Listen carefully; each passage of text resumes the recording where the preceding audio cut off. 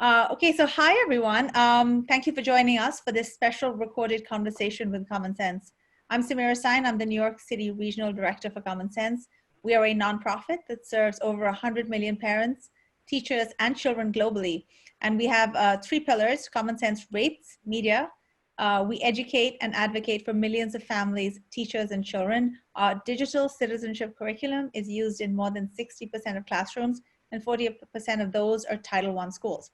And also, we help everyone make the right decisions when it comes to media and tech. And it's never been more important than now when we're all turning to technology to communicate, to learn, and to work. Our special guests today are Joanna Corin and Andreas Orania from the Educational Testing Service, or ETS. Before I ask them to introduce themselves, just a quick overview of ETS. They're a nonprofit who work with educational, business, and government institutions and provide tools to evaluate and assess people and programs. And they're in more than 180 countries with 9,000 locations globally. So they're no small institution. And without much ado, thank you, Joanna and Andreas, for joining us. Could you please both just introduce yourselves first?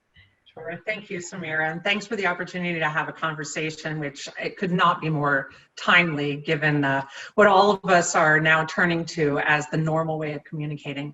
So I'm Joanna Gorin. I'm the Vice President of Research, one of the three R&D divisions within ETS.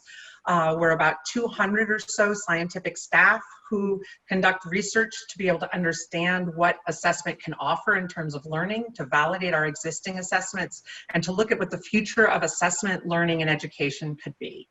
I've been at ETS since about 2012. I came running the Cognitive and Learning Sciences group initially, which is a huge emphasis that ETS has taken up beyond what it was traditionally thought of in terms of just statistics and psychometrics. And so looking forward to the conversation today. Fabulous. Thank you. And Andreas, could you say a few words about what you do as well at ETS? Sure. So I'm the Vice President for Assessment and Learning Technology Development. It's one of the other three parts of R&D, and the third one is our psychometrics and statistics area. But I'm in the area where we basically create the tests and where all the domain specialists and all the developers are who create the tests, put them together, and build all the items, etc. I've been at ETS a little longer than Joanna, and I'll leave it at that. But I've worked from the start of my career on NAEP. I've also worked for a while in our research area, working mostly on our AI and on all our NLP, speech, cognitive sciences, and things like that. And in the last year, I've been working on an AI strategy for ETS. And so I'll be happy to talk about it as well. Yeah, we'd love to know about that. So, you know, it's really important for a lot of people to understand the difference. And I've got these questions because I was talking about the interview, and parents, educators, and even students ask me, what's the difference between ETS and the College Board, just to lay out the big picture. Can one of you do that? Either one. There's an entire book actually about the birth of ETS and the College Board, and the relationship. It's been an incredible relationship over the years, but they are two separate entities. They're both nonprofits. One, ETS, is focused on advancing educational testing across a broad range of domains. So we don't just do K-12 testing. We don't just do admissions testing. We do all kinds of testing. And the College Board is a partner of ours, and the SAT is actually their assessment, just as the AP is their program. And so we collaborate and work with them to help support them in whatever part of the assessment they'd like our additional expertise and capability in. Okay, so so now today, thank you for that, by the way. That makes a lot of sense, and that, you know, you're right. That ETS has a much, you know, the work that you do is that organizations and, you know, high schools and colleges and lots of different, like, nursing schools, etc. So it's a much broader, you know, it has a much broader reach. My first question for today, outside of that, is with coronavirus related restrictions all over the world, most testing centers are closed. And the number one question on parents and educators' mind, and also, I guess, employers, how is ETS moving to provide solutions, and how are you working with partners, etc.? Yeah, so I'll get started, and then Joanna can jump in quickly. So the first thing we said was it's really important that we still provide opportunities to learners to show their abilities and be able to, continue their learning and professional lives. And so we moved pretty quickly to remote testing. And what that really means basically is that the assessment is still the same. We're just offering an interface through one of our partners, so you can do this at home. But we still try to have a very standardized approach to it. And so that's been really the most important thing, and we've done that for the GRE, which is the graduate admissions test, and we've also done this for TOEFL. So we have a big presence in the English language learning market, and so both for those programs we have been in there, and we're also moving towards making this available for our teacher certification and prior practice. So that's been a very important part to keep this going. We're also supporting the College Board on the AP assessment. So we're gearing up to make sure that students can take AP classes and the exam in the next few weeks almost from their homes. So those have been some of the big things that we've been doing to continue support testing, basically, and not interrupt people's careers any more than it has to be in this global pandemic. So Joanna, do you think that you all had to regroup very quickly to like kind of, because I know that we had this conversation with someone else at the organization who said, well, the future is now.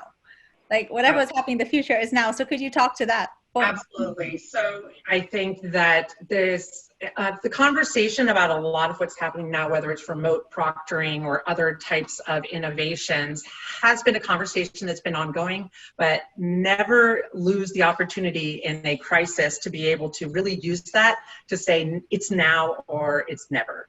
And so when faced with, as Andreas said, the need to keep providing opportunities for students who may have to take their test to be able to continue with their careers or to be able to go to a university, we very quickly realized as opportunities for the testing centers were starting to close down, we needed to be there for those learners. We needed to be there for the education system to keep providing that important role. So it was absolutely all hands on deck. And it was bringing together people from across the organization, but also reaching out to our partners in the broader education ecosystem. And this is such a huge endeavor. It's a huge technological challenge, huge educational. It's absolutely not something that anyone can do on their own. And so partnerships, as you mentioned, are critically important.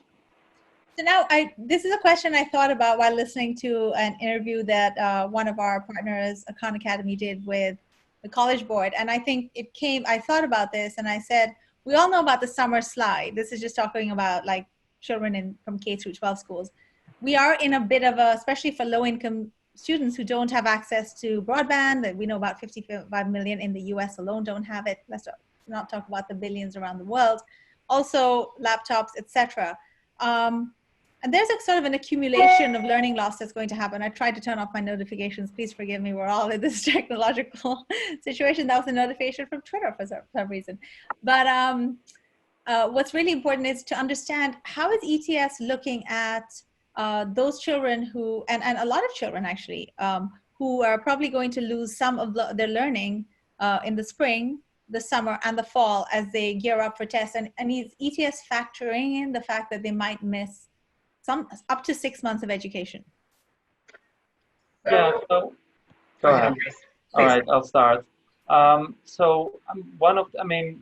First of all, ETS is very much an organization about fairness and equity, right? That's part of our vision. And so this is probably our deepest concern right now. This is what we are most concerned about, having differential access to all the learning, online learning, and eventually assessment and things like that.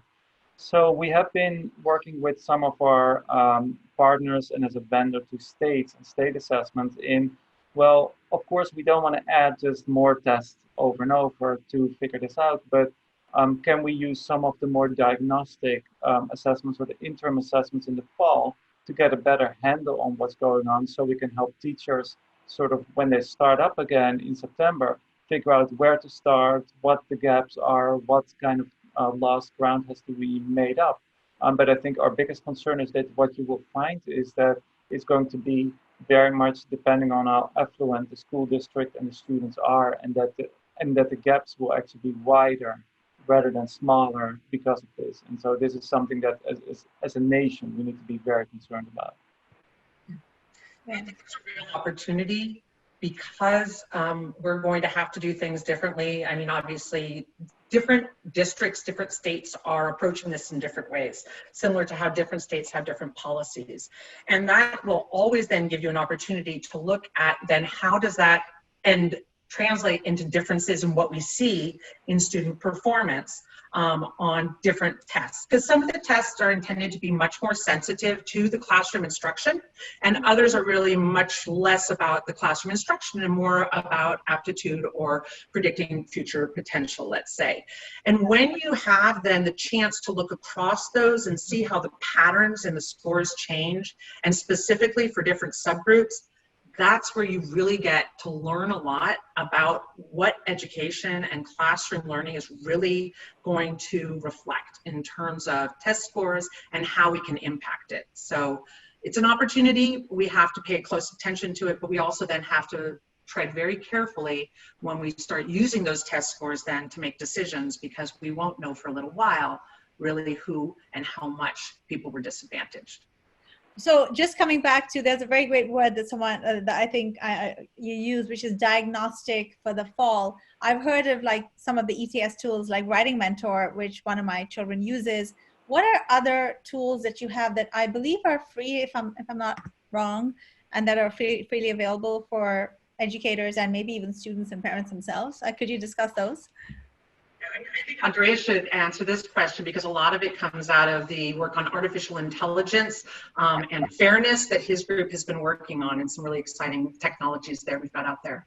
Over to you, Andreas. All right. Yeah. So to introduce it, what really has happened is that when we said like, oh, you know, in the next 3 or 5 years, this may happen. In the next 10 years, this may happen. That all happened in 2 weeks. Right? It was right here, right now. And so a lot of the things that we've been working on, we've been basically scrambling to get them out there now, because we were thinking about a certain like number of months and years, and it all happened now. So some of the tools is one that I really love is it's called Relay Reader, and it's a tool basically where you interact. You take turns with a professional reader. So maybe you with an actor voice or someone like that, and so you take turns reading a book and reading paragraphs. And if you are a great reader, then you may read some more challenging stuff, and you may read a little bit longer. And if you're not, then you may read shorter things. And basically, it's a tool to help you keep with the story and to really motivate struggling readers to keep with it, because they will always get that input back from an professional, engaging, actor reader. Right. Another tool that I really like is an English speaking tool. So there's a lot of need for people who are learning English to have a speaking tool.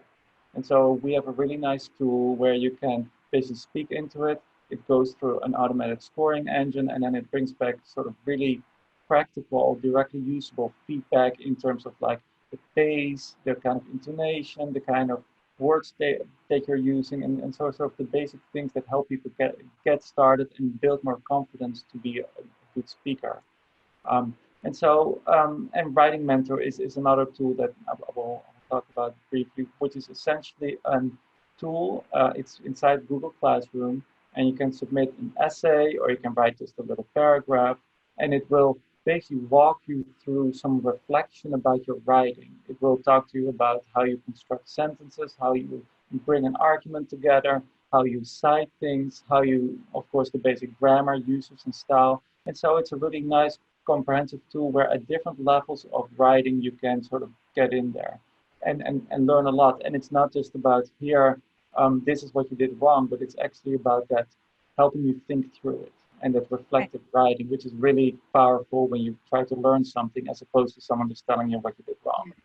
If I could add on the Relay Reader, I realized this. So my 2 children are here studying and taking their classes through Google Classroom online. And I wish that I had time to be able to sit with them and work on the assignments with them and help them in the way the teacher would have in the classroom. I'm fortunate that I can do that when I'm not working, but some parents can't do that ever, and I certainly can't do that right now. And what I saw was one of the things he was doing from class was there was a story being read out loud to him on the computer, and he was sitting there passively listening to it, and maybe he was paying attention, maybe he wasn't. But Relay Reader is actually going to force the child to take turns. So the narrator will read a paragraph, and then the child gets to read a paragraph, and then the narrator reads the paragraph and the child does. And it helps the child who's struggling to read not have such a challenge for them, and to really feel like somebody's in there with them. And if they really can't do it, they can bring the narrator in, or if they want to try reading what the narrator read, they can. And so it helps bring them into it more actively, and we know that's so important for learning. Plus, then information can go back to the teacher about how that child is actually improving in their reading as well. And so just a great opportunity to take something that's out there as a general education tool and think about, for assessment purposes, what can we, ETS or the assessment community, add to enhance the value of something they're probably doing already. Andreas, any comments on that? No, I think that's exactly right. And I think if you think about Writing Mentor, there's a wonderful button on there where you can say send report to the teacher. And so the teacher can then gather that from a whole class and actually say, like, you know what, it looks like most of my students are struggling with this, or they're really focusing on this part. And so that's then something that they can then bring back into their next Zoom or Google Classroom Hangout meeting, you know, as they continue to develop.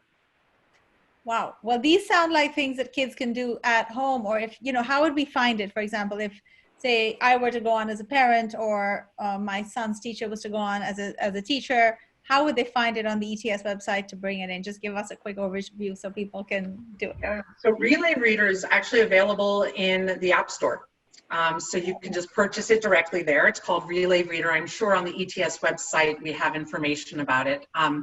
We're also seeing it on social media. Writing Mentor, there is a website for it, mentormywriting.com, but it also is just, if you go into the Google Docs add-ons, like any other Google Doc that you want to add on, you just select it and add that on. I'm not sure about the Eli, or the capability that Andreas was talking about for the speaking feedback right now. Right. Do you know, Andreas? Yeah, so that's still under test flight. So I would expect that to maybe take a little bit before that comes out. But I would say I mean, a little bit, like some weeks. But I think that will be simply also under the App Store as an ETS app. By the way, it's Alexa Skills. Right. It's mentormywriting.org, not .com. Just to be sure. Is it free? Are these tools free, or are you? Free. Yeah, all are free. Absolutely They're free. So that's amazing. So, you know, the Okay. Common Sense, in reaction to the coronavirus, we felt like a lot of children were not going to be able to have, like, you know, education, you know, in terms of, like, you know, accessibility to teachers. So we created something called wideopenschool.org. We partnered with Khan Academy and Sesame Street and lots of, like, really great organizations. It sounds like some of these might be perfect for Wide Open School, and it's again a nonprofit, so it sounds fantastic. But you know, I just do have a question which a lot of parents are always asking and teachers are discussing, and there's this whole conversation about you know, the big test. So is ETS looking at the future at like these micro assessments, if you will, that test a child instead, and maybe at some point, like, we were not going to have this huge test that children have to take, middle school, high school, even, you know, I don't know about graduate school. I think people are ready by then for like a 3.5-hour test, but say like a 12-year-old sitting for like an SSAT, for example,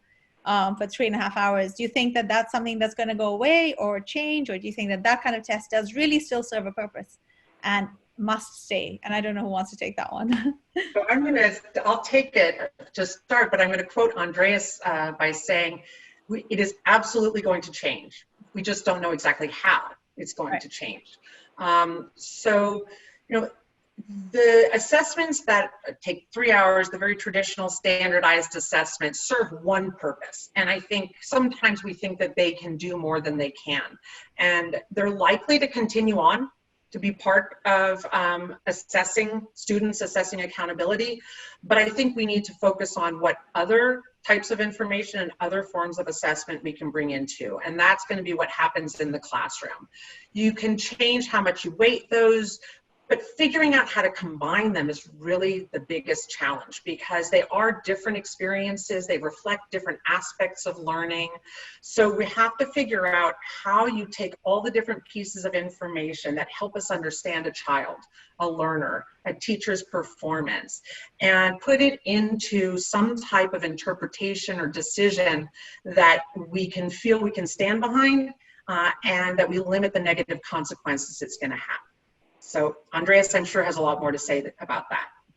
Yeah, I don't know about a lot more, but I would say that moving from sort of these one big drop from the sky, big assessment towards more of this profile building over a longer period of time, where you just add piece of evidence, I think that's where we will be going. And I think also for employers and admissions people, it will be hopefully less important to see whether someone had score X on this test, and more important to see how capable are they of learning, how capable are they of developing, and how quickly can someone develop, even if they aren't here. And the other thing that I hope becomes more important is under what circumstances and what was the context of learning. Because for some students from adverse backgrounds, making a 300-point jump means a lot more than a 300-point jump from someone in a different situation, right? Or having a 500 if you come from this versus a 600 from there, it really makes a difference. And so that idea of building someone's profile and of showing growth and learning speed and learning to learn, those are really important concepts that I think will become more important in the near future and in the long run. 2 points that Andreas made, I think, to follow up on. One, about understanding the context. So when we give assessments normally, everyone's taking it with the same resources or context, their accommodations. But wouldn't it be nice to know if a student who, let's say, got an answer wrong, the way it's presented, if they had a certain support, if they had access to a certain tool, in fact, they would have been able to do very well, because then that helps whoever their future employer or educator know it's under these circumstances that they can be successful. So let's help them to be successful. The other thing I think is, you asked the question, Samira, about the 3-hour test, and there's a lot of reasons why people don't like those. I think in large part they don't necessarily see the benefit and return to the student individually versus the amount of time that's spent in the test and the preparation. But at the other end of the spectrum, some people would take the extreme and say, well, we don't need tests at all if we're just getting data all the time from students through the teachers, through the online systems. We have to be careful there, because there are a lot of unintended consequences. If a child knows everything you're doing is going to be part of what you're evaluated on, that'll change their behavior, and that's like the maximum amount of testing. And you want kids to be able to try something and fail. And if they believe that everything they're doing is going to go into this test, they won't be willing to. That's right. That's a very good point, actually, you make. That's an excellent point. And I guess that's, you've obviously have lots of conversations between like the colleges, the high schools, your organizations, or they're giving you feedback all the time, right? There's a lot of dialogue, which goes into it. But one of the reasons why this conversation is sort of so important right now is that children are seeing, my test date has been canceled, or this has been canceled. And this is happening globally. I've come from another country. I did my GRE somewhere else. And so for people sitting internationally, is there any reassuring like overview, or even children in the United States all over, that these tests are factoring in what's happening today? So is there like a good reassuring line we can give them to think about and say, hey, ETS and everyone who's conducting these tests are on it. We understand, we're factoring the situation in, and we're also looking at the future. And as you said, Andreas, you're working on AI, which is so important. And I guess that's what you're all thinking about this. So that's something that you're not like saying, well, this is the test, we're not going to change, because there are many organizations that don't like change. but that ETS is forward thinking. They're always taking things in. So could you say something to that point? Andreas, you're in the front lines. Right. So first of all, I want to be very clear that we haven't figured it all out, right? We are not sort of like, oh, this is how it works. I think our focus will be on helping people interpret the data. So we cannot change the fact that, someone like missed an opportunity for 6 months to learn X, Y, and Z, right? That's still there. And so our mission is really to help make sense of the data and help then people and admissions and also navigate that, because it will be a weird blip onto the chart, and to help people be informed that blip should not be a penalty to anyone who just happened to have been 18 or 22 during this time, right? And that we can help repair some of that loss. But for us, it's about making that very clear what happened, and be very supportive to decision makers so that they can figure out how to handle this. Yeah. And trying to stay in greater communication with the educators is really important, because change just to change is just as irresponsible, I think, as to not change. So understanding why we're changing, what it is that we want to change to, as opposed to just changing away from. High stakes assessments will be the thing that is hardest to move away from, just because of the stakes associated with it. And so you want to be very careful when you change things before you know what that might mean in terms of negative consequences for individuals or groups of individuals. I think you have a lot more ability to try things out when it is in more of a formative or low stakes environment. People I think are frustrated with why hasn't the testing community changed as quickly as we've seen so many other industries as technologies come out. Right. And probably the best comparison is to look at the medical field. Medicine changes very slowly because the stakes are incredibly high. You have to go through clinical trials. You cannot use agile methods and say, we'll put out the minimum viable product and just kind of see. And so the examples we gave earlier of putting tools out there for free is really helpful, because they're not as consequential in the short term. For me, what excites me is what can we learn from that and bring it into these other contexts, so we learn how to do it better, and going out, we have a better chance of really getting it right, so to speak, in terms of improving the utility of tests and not having the potential for so many risks with individuals. And that goes, I think, back to what we talked about earlier about slowly becoming less reliant on these single events and become more reliant on multiple smaller events that help you steer, direct, go in different directions, learn from it, and really show that profile, so that it's not just about that one big moment in time that can be disrupted all the time, as we now know. So how does everything change ETS's research? And this will be my last question, and we can have some closing comments. But I think, thank you. You've really been amazing in providing direction and vision. I agree. It's very hard for everyone. Everyone's regrouping and trying to figure out what the new world's going to look like. And of course, testing is a very important part of it. How does all this change ETS's research and vision of support for teachers specifically? Let's just talk about teachers, and then we can have closing comments from both of you. I think it reminds us, this whole situation, everything that's going on, reminds us that in research we need to be much more connected to the teacher, to understand how any solution is actually going to address their problem or their challenge in a way that they can implement in the classroom. We have phenomenal scholars and researchers and learning scientists who can come up with great solutions based on what we know about the way children think and the way teachers can teach. But the teachers in the classroom there, with the size class that they have, with kids that are coming in tired, all of these other challenges, and we have to figure out not just what the best test is, but the best way to help tests and teachers use that information.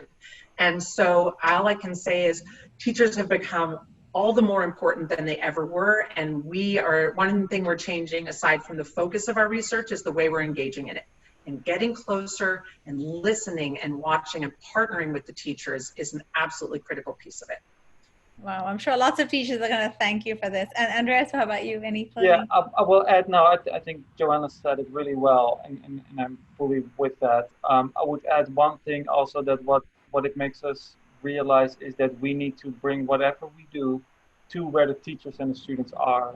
So I know that one concern is, and I'm sure that you, Samira, are dealing with this on a daily basis, is that teachers are being inundated with all kinds of free stuff, right? It's everywhere, and it's like, okay, at some point it's too much, and it's not that helpful because you don't even know how to navigate everything. And so one of the things we're learning is that there are existing platforms. So for example, this Writing Mentor, it's on Google Classrooms because that's where teachers already are. That's where students are, as opposed to trying to impose something. And from a testing perspective, we've always been, sort of a place where people come to us, to our test centers and to our places. And so that's one of the things, how we are more connected to the teachers and to students, is about for us to actually go to them where they are, as opposed to expecting people to come to us.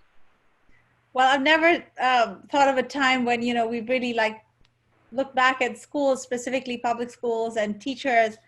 They are literally the fabric of this nation. I mean, people can't even go back to work. Forget about it. I mean, these children and these teachers are heroes, and they need to be applauded every single day for the work they do. And it's amazing, you're supporting them with these new tools, which are free, and also listening to them, which I think, not many times teachers don't often feel heard. So I think that's wonderful. Teachers, nurses, and grocery store staff are the fabric of our society. Let's not forget that effort out of this. Yes, it's a reminder to us of what's important. This is a difficult time. It's a grounding time for everyone. And it's kind of a return to when we rebuild everything, we hope we build it better. We look at schooling, testing, children, hospitals, what is important in society. It's very clear now. If it hasn't been clear to people before, I think it's clear now. Does anyone have a closing thought? Joanna, would you like to have a closing thought? And then Andreas, and then I'll thank you both. Sure. I think that I want to go back to something Andreas said earlier, which is we don't have it all figured out. We don't have all the answers. And that these are incredibly difficult problems. Education is a huge endeavor. And it's nothing that one group or one set of expertise is going to be able to solve. But we also have to remember that at the end of the day, it comes down to your child, someone else's child. The individual is there, but it leads to what is society going to look like in the future. Wow. And assessment is something that we should be doing with society, with the rest of education, not to them. And if we can all just remember that as we approach it and think about how do we create a solution that's going to help that child, then I think we'll also help society in the process, and we'll be in a much better place than we are now. Very wise words. Andreas, how about you? I have nothing wiser to add to that. I will only say that, education is truly the basis of society. It is where we learn about, civil, we learn about everything. It's also the place where the better educated we are, the more healthy people are, the more prosperous people are, the less crime there's, etc. So education needs to be in this new society post-corona, that has to be the foundation of what we're doing. Right, for all children. That's right. Absolutely. And adults, you're never done learning. That's right. Absolutely. Well, thank you. And I know that once we put this video out into the world, there'll be more questions. So we hope you'll come back for the next set. Maybe you'll all be, I know you said you're in this moment of regrouping and figuring things out, and you're doing a great job. And I'm sure when you're ready to share more, the community will be here to listen and learn from you again. So thank you both for your time. I know you're super busy. Thank you, Samira. Really Thank you so much for having us. Thank you, Andreas. Thank you, Joanna. Talk to you soon. Okay. All right. Bye-bye.